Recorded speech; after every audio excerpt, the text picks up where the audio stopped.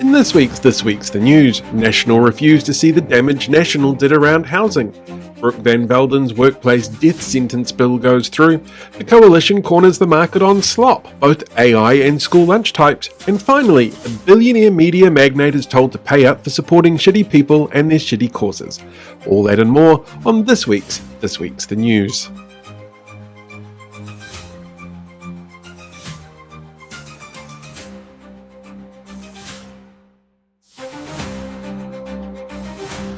Hello there, kia ora, and welcome to this week's The News. I'm your host Paul, and this is my application for a role at TVNZ if anyone's watching. In the worst kept secret in news this week, New Zealand First has announced its latest candidate to try and improve the party's image. Another disgraced former MP, this time one who went on to be a controversial local body politician who breached the Human Rights Act, and a broadcaster who then became not a broadcaster for legal reasons, seemingly making shows in his basement for what News Talk described as, quote, a very small audience. That seemingly proved he hadn't really moved on from his support of the Springbok tour in 1981, Michael Laws. Laws will stand in the seat of Waitaki, where he said this about the Treaty of Waitangi. Ironically, I'd quite like to eradicate the treaty and its zombie influence. The Coalition has been left defending its choices around emergency housing this week after it was revealed that MSD had been putting in performance quotas for frontline staff on how few spots for emergency housing were given out, which was then followed by revelations that a third of all people asking for help were turned away without any alternatives offered at all. It was then revealed that the Prime Minister, seen here showing you how tall you need to be the Health Minister, didn't know Auckland had no night shelters. And then it was revealed he thought this meant that there were no night shelters anywhere in the country. Then it was revealed that they were going to continue with the move-on orders that punish people for being homeless. After it was revealed that the numbers of homeless people seem to be the highest ever on record, but we don't actually have an official count outside of the census, which the government cancelled. So we may never actually know exactly how bad they made the issue, but don't worry, the government assures us that their punitive social welfare system will be there to help those who need it. Brooke Van Velden's controversial and dangerous workplace health and safety law passed its final reading in Parliament this week despite a small performance from Winston Peters, who claimed he was forced to vote for a bill he admitted would lead to more deaths in the workplace because of the coalition agreement, but then told media he would be stopping it and asking for it to be held until next year, before voting for it late at night anyway.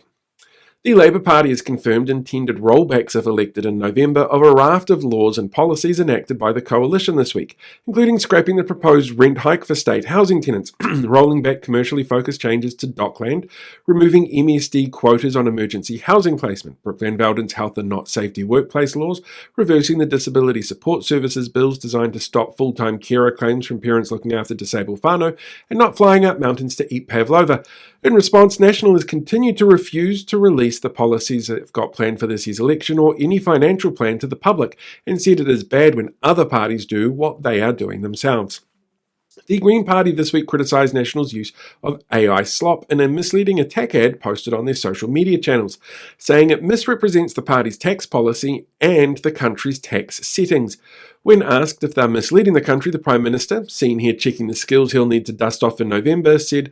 "Do you mean when we lied about the Greens' tax policy, or how we brought down RAM rates, misrepresented crime data to make it look like violent crime was dropping and youth crime are dropping when that's not based on actual measured metrics, or when we claim that we were responsible for bringing down inflation and interest rates, which legally we can't do, or when we tell voters that a paid opinion piece in media is the same as a news article, or that we're responsible for a raft of new events because of our event boost scheme that just paid for gigs already lined up by promoters, or blamed Labour for open plan classrooms that John Key started, or that Labour was to blame for Marsden Point closing, or that there were $30 billion missing from the COVID response fund, or that we're responsible for the increase in pension amounts, or that Fees Free was a failure, or taking credit for the anti-stalking laws we stole from Labour and the Greens and rebranded as ours so that they didn't get credit for it, or the missing costs from Labour that we made up based on our own numbers, or when we lied about Labour not wanting to assess student progress when they just said that they didn't want to leave the assessments to AI. Which one of those are you talking about?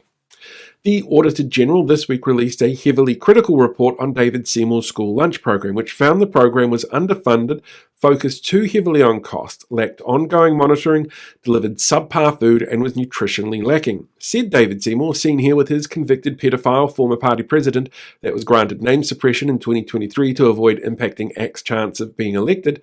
The Auditor General should be happy I saved $360 million and counting and only compromised on your kids' nutrition, ability to learn, and the employment opportunities and economic benefits the old system created in communities. And when I Snapchatted kids about it, they all seemed fine with it. The government this week was celebrating the return of and beefing up of an ineffective law from the John Key era, the Boy Racer Car Crusher Law. Under the law, repeat offenders caught upsetting old rich white suburbs with loud cars multiple times could see their cars crushed. The original time this law was tried, only 3 cars ended up being destroyed after issues around vehicle ownership and inability to prove specifics caused legal issues. The bill itself is part of a new omnibus of legal changes that include a new offence for frightening and intimidating convoys.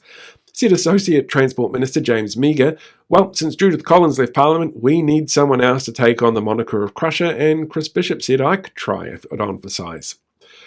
Research out from the public sector health unions this week show our health sector needs $1.4 billion annually to maintain the current level of services, which this week also saw the unfortunate death of a patient in Waikato Hospital's ED after a 9-hour wait, and the current government's budget falls short of this level by about $600 million. The Association of Salaried Medical Specialists, the New Zealand Nurses Organisation, and the PSA argue that this is a crisis in our healthcare system with nothing being done to address the issues, while Health Minister Simeon Brown has said that's not true by forcing more people onto the streets, increasing speed limits around schools, increasing accessibility ages for Māori and Pacifica patients for vital healthcare testing, driving the largest ever number of people ever to migrate overseas and refusing to do anything about the cost of living, forcing people to choose between rent and heating this winter. We intend to cull enough of the population to drive down the health system needs for some time. In a move being hailed by old white men who complain on Facebook that they don't know where Aotearoa is, despite clearly understanding enough to complain about it as about time, the Justice Select Committee, which includes a man so inept at reading the room he felt being a mega landlord saying a CGT was a bad idea sounded reasonable, a Rainbow MP who voted for the anti-trans definition of gender bill, an MP who collected 2 salaries because he refused to quit as a councillor while being an MP even though he knew he chose to run and knew the issue that it would cause, and an MP who thinks Labour was to blame for John Key giving money to mongrel mob members for addiction programs, has returned the English language bill to Parliament saying nothing needs to be changed to the bill, described by language experts as vexatious, unnecessary, does not achieve its goals of advancing the English language, divisive, and a clear culture war dog whistle to Winston Peters followers who get upset at being called out for being whiny little shits on Facebook every time somebody uses Te Reo Māori.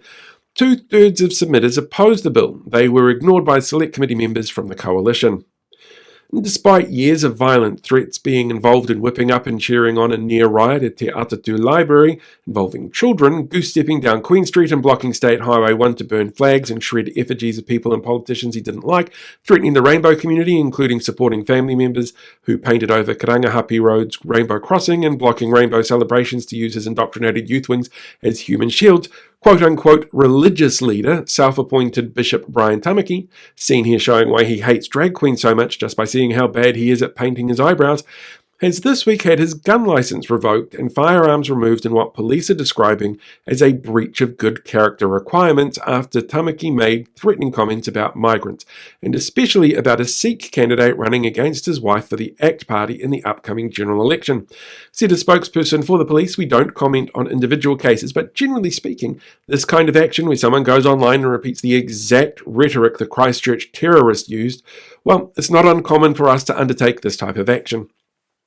Controversial Wellington councillor and man I tried warning voters about, but hey, what do I know? Ray Chung, seen here as confused as the rest of us when Andrew Little gave him a committee chair role after the election despite all of the everything, was revealed this week to have caused serious concerns for police during one of the country's weather-related emergencies earlier this year that the coalition don't think exist, when he contradicted police directly over search and rescue efforts during the storm in April, putting people at risk. Said Wellington Mayor Andrew Little, I met with Chung the day before a code of conduct complaint process started and found his account to be shifting, evasive and fundamentally contradictory. So I'll probably just give him 2, maybe 3 more chances, but realistically, there's nothing that we can do to get rid of him because, well, the law doesn't allow it.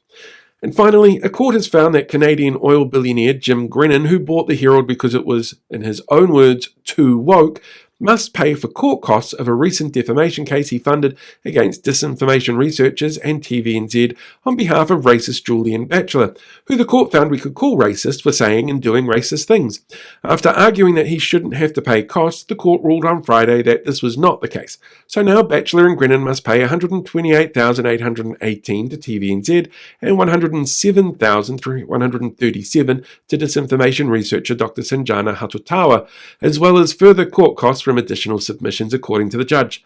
And while it is pocket change to the pair, it is nice to see them being held accountable in some way. If you want to hold them to further account, then stop buying products from NZME and vote left in the upcoming election to show these people that they can't buy your vote. Right, that's it for this week's The News. As you can hear, I'm clearly losing my voice, so please remember to check your enrolment details before October 25, or you won't be allowed to vote in this year's election because the government thinks you'll make the wrong decision if they let you have your say. Until next time, look after yourself, live long, prosper, be one with the Force, and I will catch you all next time. Hey, thanks for sticking around till the end of the video. While you're here, why not hit that like button or share the video or even subscribe to the channel. You could even become a paid YouTube member so you can see things released in advance, you get access to some exclusive content, and like all these awesome people, you get to have your name at the end of the credits as well.